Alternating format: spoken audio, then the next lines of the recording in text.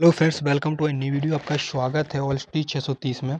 तो आज हम आपके लिए लेकर आए हैं माध्य माध्यिका माध्यिका बहुलक परिसर। तो ये एक एक टॉपिक के क्वेश्चन हैं और दो दो चार चार नंबर में आपके मैट्रिक परीक्षा में जरूर पूछे जाते हैं। क्लास 10th में तो परमानेंट ही आते हैं और हर जगह आपको उपयोग में जरूरत पड़ती रहती है। तो चलिए इनको वीडियो स्टार्ट करते हैं। सबसे पहले देखते हैं माध्य। तो माध्य कैसे निकालते हैं? तो माध्य का एक सूत्र होता है, वो याद कर लेना है आपको। सूत्र क्या होता है? ये सूत्र होता है संख्याओं का योग, संख्याओं संख्याओं का योग,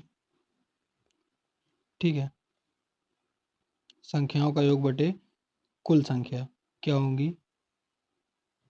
कुल संख्या। ठीक, संख्याओं का योग बटे कुल संख्या। ठीक है, तो ऐसे आपको याद कर लेना है। अब ये क्या है? तो यहाँ पर कितनी संख्या है? टोटल संख्या है 1 2 3 4 5 6। तो 6 संख्या हैं। तो 6 संख्याओं का सबसे पहले तो योग करना है। तो संख्या क्या है? योग करने के लिए बराबर में क्या लिखना है? 6 + 7 + 2 +4 +8 और +5। और कुल संख्या कितनी थी? कुल संख्या यहाँ पर मैंने गिनी थी अभी, तो वो थी 6। ठीक है, तो आई होप आपको इतने में समझ में आ गया होगा। ठीक है ठीक है, तो इतना समझ में आ गया। अब इसके बाद चलते हैं आगे। तो इसका आगे क्या करेंगे? आगे यहाँ पर करेंगे, इनको योग तो जोड़ लेते हैं। तो जोड़ने पर कैसे जोड़ें? देखिए, पहले सम चीज़ें जोड़ो। जैसे कि मान के चलिए ये 4 और 2 6, ये हो गए 6। ठीक, ये 6 लिख लिया। यहाँ पर 6 हो गए। ठीक, 6 6 12, 12 6 18, 18 1 19 हो गई है। ठीक, 19 में एक जोड़ दो तो 20 और 20 और 7 27। ठीक, 27 27 27 27 में 3 जोड़ दो 30 और 2 32। तो टोटल कितना हुआ? 32 हो गया। ठीक, तो यहाँ पर टोटल कितना हुआ? 32। 32/6। एक बार और जोड़ लो। Clear clear clear. 6 6 12, 6 3 18, 1 19, 19 19 और 1 20, 20 20 और 7 27, 27 में 3 30, 30 और 2 32। ठीक है, क्लियर है। ठीक, 32 ही है। ठीक, क्योंकि जोड़ने में और घटाने में गड़बड़ हो जाती है तो कभी कभी बच्चे कमेंट करने लगते हैं। ठीक है, ठीक है, तो गलती हो जाती है, सबसे हो जाती है। ठीक है, अब 6 कम 6, अब काटो तो 6 12 6 18 6 24 6 5 30 36 36। नहीं कटेगा। ये 2 से कटेगा, हाँ 2 से कट जाएगा।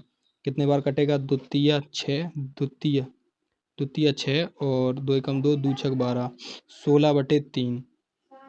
ये आप आंसर लिख देना। ठीक है, ये हो गया आपका आंसर। किसका आया? ये माध्य का। तो आई होप आपने माध्य समझा होगा। तो एक एग्जांपल और ले लेते हैं अपनी तरफ से। जैसे मान के चलिए यहाँ पर क्वेश्चन है मेरा, क्वेश्चन है 2 4 6 8 7।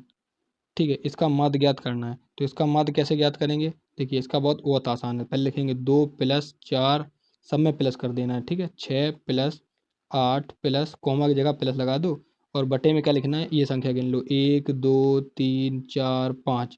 कितनी है यहाँ पर? 5। तो बटे में 5 कर दो। अब इनको टोटल को जोड़ दो तो यहाँ पर जोड़ने में कितना आएगा? ये 6 6 12 और 6 3 18, 18 1 19 20, 6 12 6 3 18, 6 6 12 6 3 18, 18 19 20 और 21। ये हो गया 21, 21 22 23, 23 24 25 26 27। कितना हो गया? 27। ठीक, तो आई होप आपको समझ में आ गया। 27। ठीक, यहाँ पर लिखोगे 27/5, 27/5। ये हो गया आंसर। अगर ये कट जाता है तो काट दें और नहीं कटता है तो यही आप आंसर लिख देंगे। कोई दिक्कत नहीं है, सवाल गलत नहीं होगा। तो आप माध्य के 2 एग्जांपल देख चुके हो और माध्य आपको बिल्कुल क्लियरली समझ में आ चुका होगा।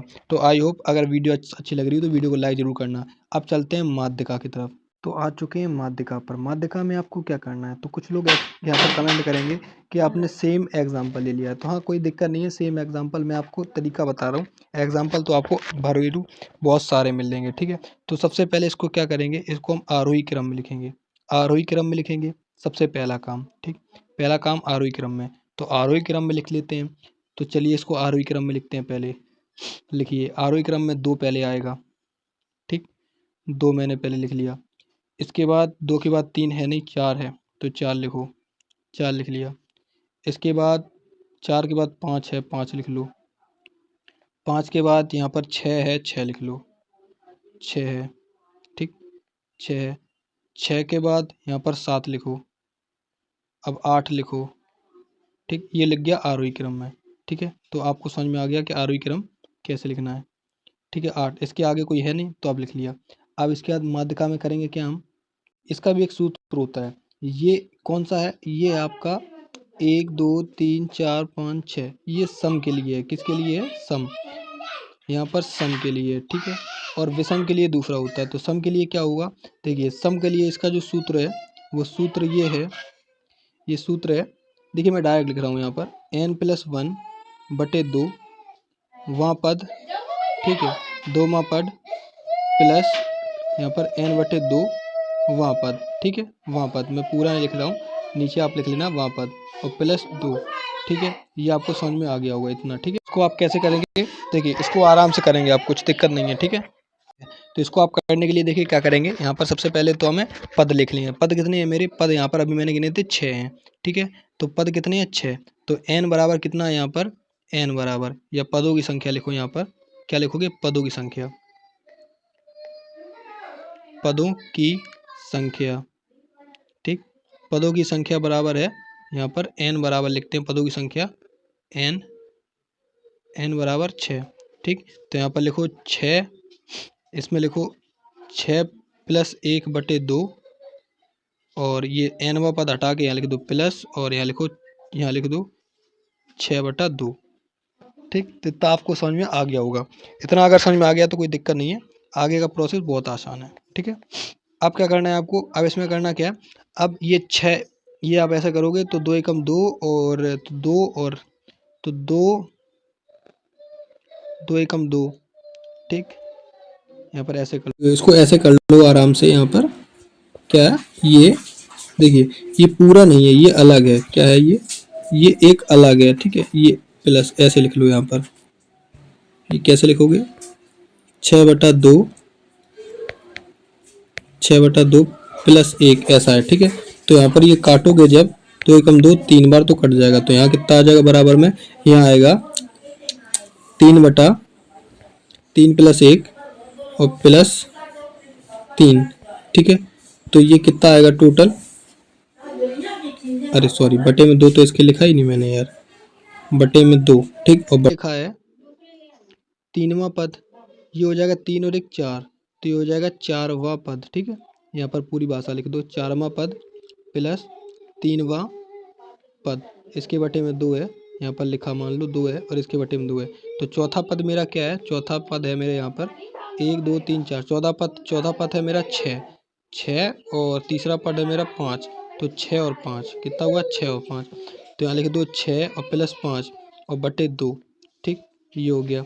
तो इसको आप टोटल कितना करोगे, 6 5 11, 11/2, ठीक। तो इसको काटोगे कितना आएगा, 2 पंचे 10 और 2 पंचे 10, तो 5.5 लगभग आ जाएगा आंसर, ठीक है। तो आई होप आपको समझ में आ गया होगा कि माध्यिका कैसे ज्ञात करते हैं। अब माध्यिका हमने सम वाली और विषम वाली ज्ञात करते हैं। देखिए विषम में मान लीजिए मैंने एग्जांपल ले लिया है, एग्जांपल ले लो, मैंने मान लिया 2 6 4 5 8, 1 2 3 4 5 हो गए, ठीक है, विषम संख्या है। तो विषम के लिए आपको क्या याद रखना है, विषम के लिए याद रखना है n/2, ठीक, n/2 मतलब n कितनी संख्या है यहाँ पर है 1 2 3 4 5, तो 5/2 ये हो गई इसका आंसर, ठीक है, ठीक है। तो ये ऐसे होगा, आपने समझ लिया, बिल्कुल क्लियर। तो आपको समझ में आई हो तो वीडियो लाइक जरूर करना, ठीक है। देखिए अब यहाँ पर हम बात करते हैं बहुलक की। बहुलक में क्या करना है, देखिए बहुलक में आपको कुछ नहीं करना है, नॉर्मल तरीके में जैसे यहाँ पर ये संख्या आपको लिखी मिलेंगी, इसमें आपको सबसे ज़्यादा आने वाली संख्या ज्ञात करनी है। जैसे यहाँ पर हल इसका मान लेते हैं, क्या है हल, जैसे यहाँ पर 6 कितने बार आया है, 6 एक बार, 2 कितने बार आया है यहाँ पर 1 2 बार, कितने बार आया है 2 बार, ठीक। अब 3 है नहीं, 4 कितने बार आया है यहाँ पर 4 1 2 3 बार, कितने बार आया है 3 बार। अब इसी प्रकार से 5 ले लो, 5 भी एक बार है, ठीक, और 1 भी एक बार है, तो यहाँ पर सबसे ज़्यादा बार कौन सी संख्या आई है? सबसे ज़्यादा बार यहाँ पर संख्या आई है 4, तो यही आपका बहुलक हो जाएगा आंसर। 4 आई है सबसे ज़्यादा बार, ठीक है। तो जो सबसे ज़्यादा बार आई होती है वही आपकी होती है, क्या होती है? बहुलक। तो बहुलक आपने बहुत कायदे से समझा, ठीक है। तो चलिए अब चलते हैं हम यहाँ पर परिसर समझने। तो परिसर पे आ चुके हैं यहाँ पर। तो परिसर समझेंगे। देखिए परिसर में क्या होता है? परिसर, परिसर मतलब सबसे बड़ा ले लो यहाँ पर और सबसे छोटा ले लो, बस आपको और कुछ नहीं करना है। तो यहाँ पर क्या होगा, इसका इसका भी सूत्र है, सूत्र आपको याद रखना है। बड़ा, सूत्र मान लो यहाँ पर सूत्र आएगा आपका बड़ा माइनस छोटा, बड़ा माइनस छोटा, ठीक है। ये होगा आपका बड़ा माइनस छोटा, मतलब बड़ी संख्या बराबर छोटी संख्या, माइनस करनी है, ठीक है। तो मैंने आपको डायरेक्ट लिख दिया बड़ा माइनस छोटा। तो यहाँ पर सबसे बड़ा क्या दिखाई दे रहा है? सबसे बड़ा मुझे इसमें दिखाई दे रहा है, यहाँ पर क्या दिखाई दे रहा है? 4, 5, 6, 9 से बड़ा यहाँ पर कुछ नहीं दिखाई दे रहा है मुझे। तो यहाँ पर क्या हो जाएगा? ये 9 हो जाएगा। अब माइनस क्या करेंगे? छोटी, सबसे छोटी संख्या, उससे छोटी संख्या इसमें होनी नहीं चाहिए। तो सबसे छोटी यहाँ पर मुझे 1 दिखाई दे रही है, और कोई संख्या यहाँ पर सबसे छोटी नहीं है, तो 1 हो गया। तो इसका जो आंसर आएगा वो आ जाएगा 8, यहाँ पर ये लो आंसर 8। तो आई होप आपको समझ में आ गया होगा माध्य माध्य का बहुलक परिसर। अगर वीडियो अच्छी लगी हो, वीडियो अगर मन आपकी भावित करी हो, तो वीडियो को लाइक कर देना और चैनल करना सब्सक्राइब, जिससे नए नोटिफिकेशन आपको जल्द से जल्द मिलते रहें, ठीक है। और मिलते हैं ऐसी मजेदार वीडियो के साथ में, नेक्स्ट वीडियो में मिलते हैं आपको, ठीक है। बाय।